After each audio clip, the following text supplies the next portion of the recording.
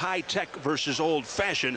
Well, the contrasts you are about to see are staggering, mind-boggling. We begin with Evander's Team Holyfield.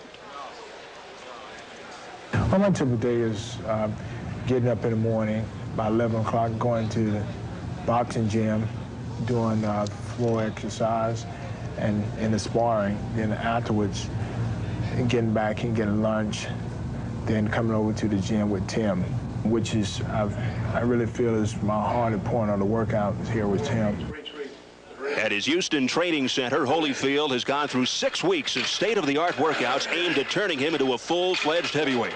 Holyfield and physical conditioning coach Tim Hallmark have taken a unique preparation approach with a futuristic training program that is transforming Evander into boxing's first high-tech heavyweight. My workouts are very tough. It's at times that I feel like quitting, times that I feel like crying, and sometimes I just feel like I just can't do anymore, but somehow I make it through.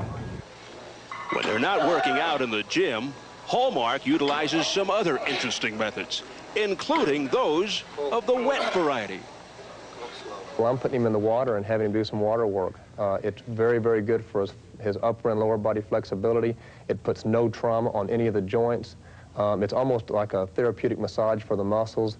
But it's also a way for me to get him to do a very good conditioning workout with no stress to the joint. So if he's had a hard sparring match in the morning and I still have to get him a conditioning workout in, a combination strength and conditioning, I can do something like that and feel very, very safe that he's still getting a good workout in with no more trauma to the body itself.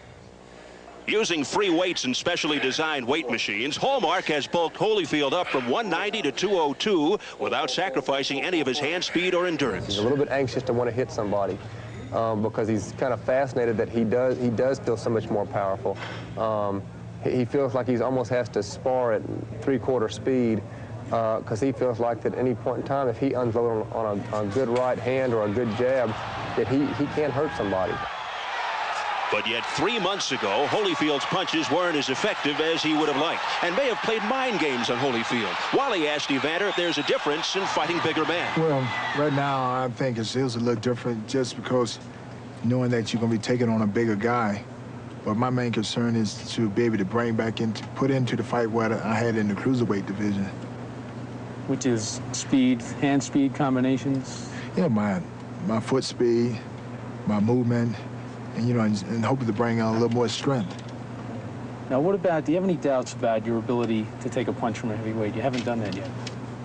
Well, I don't go into the fight look to get crowned or anything like that, but I'm sure, hopefully that I could be able to take whatever the guy have to put out.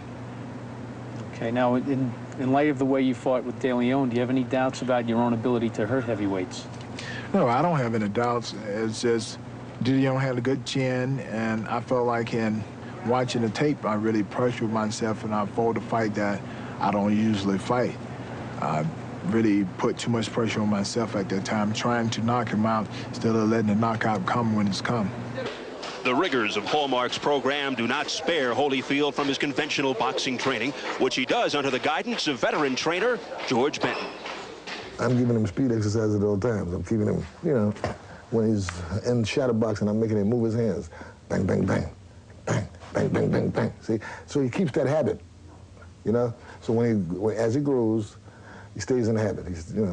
It's not like if he was a football player or, you know, something like that where he wouldn't get the speed exercises. See, but when he's doing this, bang, bang, bang. See, that's a habit, and he stays in that habit. He stays in that groove, you know. And I don't think and the next thing is, he's moving up. And the guys that he's moving up are a little slower than the guys he's been fighting. Perhaps the most revolutionary aspect of the program is the complete elimination of slow, long-distance road work. For generations, a staple of a boxer's training regimen. Evander explains his routine. My road work is different because it's intervals. When I go down to the track, I'm running a half mile, then jog a quarter, then I might run 3/4 of a mile, then I might jog one, then I might run a full mile out, just out sprinting, then jog one. And it's a little different because Usually boxers just run 5 or 6 miles. My main thing is get my heart paces up to 190 and being able to drop it 60 beats within a minute. Meaning that after each and every round, I'll be able to control my heartbeat and be able to recover as quick as a lot of other fighters. I will be able to go into the next round a lot fresher. When I'm working out, it's a lot tougher, and 30 minutes might make me feel like, hey, man, I'm glad these 30 minutes over it. It's worse than fight. I didn't ever think that I'll ever be in do something as tough as fight. And